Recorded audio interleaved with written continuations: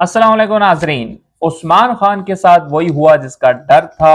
UAE की management ने उनके ऊपर जो वो 5 साल की पाबंदी लगा दी है। 5 साल तक यूएई के अंदर होने वाली कोई भी क्रिकेट एक्टिविटी का हिस्सा उस्मान खान नहीं बन सकते, चाहे वो ILT लीग हो, चाहे T10 लीग हो, या किसी किस्म की क्रिकेट का कोई फंक्शन, कोई इवेंट होगा यूएई के अंदर, तो वहां पे उस्मान खान शरीक नहीं हो सकेंगे। उस्मान खान वहां का हिस्सा जो है वो नहीं बन सकेंगे। ये क्यों हुआ है? डेफिनेटली सबको पता है कि यूएई की टीम के लिए उन्होंने अप्लाई किया हुआ था, वहां का सेंट्रल कॉन्ट्रैक्ट उनको मिला हुआ था। उसके बाद वो PSL 9 के अंदर जो है वो एज अ फॉरेन प्लेयर जो है वो आके खेले थे, परफॉर्म किया था। लेकिन उसके बाद उनकी जो परफॉर्मेंस रही है उस बेस पे उनको जो है वो पाकिस्तान की जो क्रिकेट टीम का ट्रेनिंग कैंप रखा गया, उसके साथ उनको सिलेक्ट किया गया, उनको लेके जाया गया, उनको ट्रेन करवाया गया, जिसके बाद उनको डेफिनेटली एक तसल्ली दी गई कि आपको हम पाकिस्तान के लिए खिलाएंगे। जिसके बाद उन्होंने एक मेल कर दी, एक नोटिफिकेशन दे दिया यूएई की टीम को, मैनेजमेंट को, कि जी मैं आपके साथ मजीद सेंट्रल कॉन्ट्रैक्ट को जो है वो फॉलो नहीं कर सकता और मैं पाकिस्तान के लिए खेलना चाहता हूं। जिसके ऊपर यूएई की टीम ने बड़ा स्ट्रिक्ट जो है वो एक्शन लिया है और उन्होंने कोई हद तक उनकी बात भी ठीक है कि जी यूएई के अंदर ये आए, इन्होंने हमारे रिसोर्सेज को यूज किया, इन्होंने हमारे सेंट्रल कॉन्ट्रैक्ट के अंदर डेफिनेटली आपको एक हाई पे किया जाता है, आपको पे किया गया। उसके बाद जब हम करीब थे कि हम आपको अपनी टीम के अंदर शामिल करते, तो आपने जो है वो पाकिस्तान के लिए खेलने की ख्वाहिश का इजहार कर दी और हमारा जो NOC था, हमारा जो आपके पास सिर्फ PSL खेलने तक का था, उसको आपने जो है वो गलत यूज किया और आपने पाकिस्तान टीम के अंदर जो है वो शमूलियत का ऐलान कर दिया। अब इसके बाद जो सबसे बड़ी जिम्मेदारी आती है, बजाय इसके कि हम यूएई की क्रिकेट मैनेजमेंट को बुरा कहें, अब पाकिस्तान के ऊपर सबसे बड़ी जिम्मेदारी ये आती है कि वो उस्मान खान को एटलीस्ट जिस तरह 5 साल की गारंटी दुबई ने दे दी है, यूएई की टीम ने दे दी है कि जी आप नहीं खेल सकते यूएई के अंदर कोई भी फंक्शन, इसी तरह पाकिस्तान को भी थोड़ा सा मेरे ख्याल में यहाँ पे वगैरत का मुजाहरा करना पड़ेगा। ये ना हो कि उस्मान खान को 2 मैचेस की परफॉर्मेंस के बाद जो है वो टीम से निकाल दें, तो पता चले जी ना हम इधर कह रहे ना हम उधर कह रहे। तो ये उस्मान खान के लिए जो है वो एक बड़ी क्रिटिकल सिचुएशन होगी। अगर वो इंटरनेशनल मैचेस के अंदर स्टार्ट में परफॉर्म नहीं कर सकते, तो क्या उनको पाकिस्तान क्रिकेट बोर्ड इतना टाइम देगा कि जिस तरह का जितना बड़ा फैसला करके वो पाकिस्तान के लिए आ रहे हैं, तो मेरे ख्याल में पाकिस्तान को उस फैसले का उसी अंदाज के अंदर खैर मुकदम भी जो है वो करना चाहिए। उसके अलावा नाज़रीन, पाकिस्तान के जो कोचेस का रोला था वो खुदा खुदा करके कुफर टूटा, वो जान छूटी। हमारी 2 कोचेस जो है वो फाइनल हो चुके हैं, बाकायदा उनके साथ PCB की जो डील है वो हो चुकी है, गैरी क्रिस्टन और जैसन गिलेस्पी।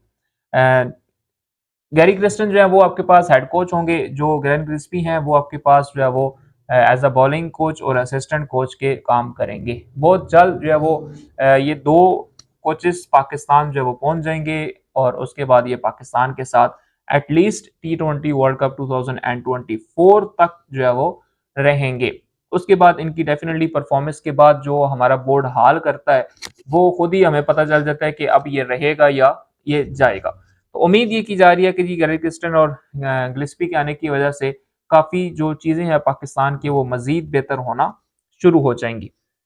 उसके अलावा नाज़रीन थोड़ी सी बात कर लें ट्रेनिंग कैंप के हवाले से, तो वहाँ से बड़ी जो है वो पॉजिटिव वाइब्स और बड़ी एक फ़नी वाइब्स आ रही हैं, स्पेशली आज़म खान को लेके कि आज़म खान का जो टेस्ट था भागने वाला, वो उसमें तो 2 किलोमीटर का फासला उन्होंने बड़ी मुश्किल से तय किया था और इवन के 1.5 के बाद भी वो ख़त्म हो चुके थे।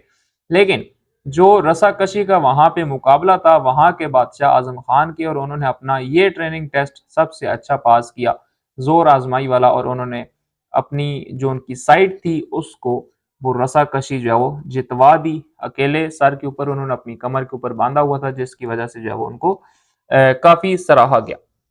उसके अलावा नाजरीन मोहम्मद आसिफ पाकिस्तान के लाइजेंड फास्ट बॉलर, जो जादूगर के नाम से मशहूर हैं, मजिशियन के नाम से मशहूर हैं, उन्होंने एक स्टेटमेंट दी है। स्टेटमेंट काफ़ी हद तक आप ठीक भी कह सकते हैं कि मोहम्मद आमिर के आने से हारिस रऊफ का जो कैरियर है वो काफ़ी खतरे के अंदर है। एक तो मोहम्मद आमिर के आने से डेफिनेटली और नसीम शाह की वापसी से कुछ आप कह सकते हैं, लेकिन 4 फास्ट बॉलर्स के साथ जाना भी कोई बुरी बात नहीं है। दुनिया 4 फास्ट बॉलर्स के साथ खेलती है, स्पिनर भी उनके पास होता है 5वां, इसके ऊपर कोई वो नहीं है। लेकिन कहीं हद तक ये बात भी ठीक है, क्योंकि हारिस रऊफ की जो परफॉर्मेंस रही है रिसेंटली, जो अभी उनकी इंजरी चल रही है, तो अगर ये चलता रहा थोड़ा सा भी अरसा और तो फिर डेफिनेटली आगे वर्ल्ड कप है, तो किसी किस्म का पीसीबी जो है वो बर्दाश्त करने के मूड में नहीं है। उसके अलावा नाजरीन, आज पाकिस्तान वुमेन क्रिकेट टीम की दो जो प्लेयर्स थी उनका एक्सीडेंट हुआ है, बिस्मा मारूफ और गुलाम फातिमा, लेकिन कोई इतनी ख़ास इंजरी उनको नहीं आई। अल्हम्दुलिल्लाह उनकी बचत हो चुकी है, क्योंकि आगे बिल्कुल ईद के बाद जो है वो Pakistan versus West Indies series भी है कराची के अंदर। 3 ओडीआई मैचेस खेले जाएंगे, 3 टी20 मैचेस खेले जाएंगे, लेकिन अच्छी खबर ये है कि पीसीबी की जो मेडिकल बोर्ड है उन्होंने उनको बाकायदा तौर पे जो है वो अपने पास रख लिया है, उनका चेकअप, उनके टेस्ट वगैरह जो है वो शुरू कर दिए हैं। इसी मेडिकल बोर्ड से आपको एहसानुल्लाह की रिपोर्ट भी दे दें कि एहसानुल्लाह की जो फ्रेंचाइज है मुल्तान सुल्तान और पीसीबी के दरमियान हालात काफ़ी कशीदा हो चुके हैं।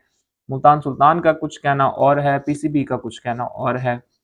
मुल्तान सुल्तान के मुताबिक पीसीबी ने एहसानुल्लाह के ऊपर तवज्जो नहीं दी, जिस वजह से उनकी जो खूनी की इंजरी थी वो अब काफ़ी खतरनाक होती जा रही है, और पीसीबी का ये कहना है कि हमने पूरी कोशिश की, लेकिन ये कहाँ पे गलती हुई इसके हवाले से कुछ अभी कहा नहीं जा सकता। तो अब देखना ये है कि खूनी की इंजरी तो चले हो चुकी है, अब उनको यूके भेजने का फैसला भी जो मुल्तान सुल्तान के ओनर हैं उन्होंने कर लिया है। वो अपने ओन पे उनको, फ्रेंचाइज के ओन पे उनको भेज रहे हैं। पीसीबी का भी इसके ऊपर कोई खास मौकफ नहीं आया, सिवाय इसके कि जिन लोगों ने ये किया है हम उसके खिलाफ जो है वो कार्रवाई करेंगे। क्या उनके खिलाफ कार्रवाई करने से आपके पास एहसानुल्लाह की जो इंजरी है वो वापस आ जाएगी?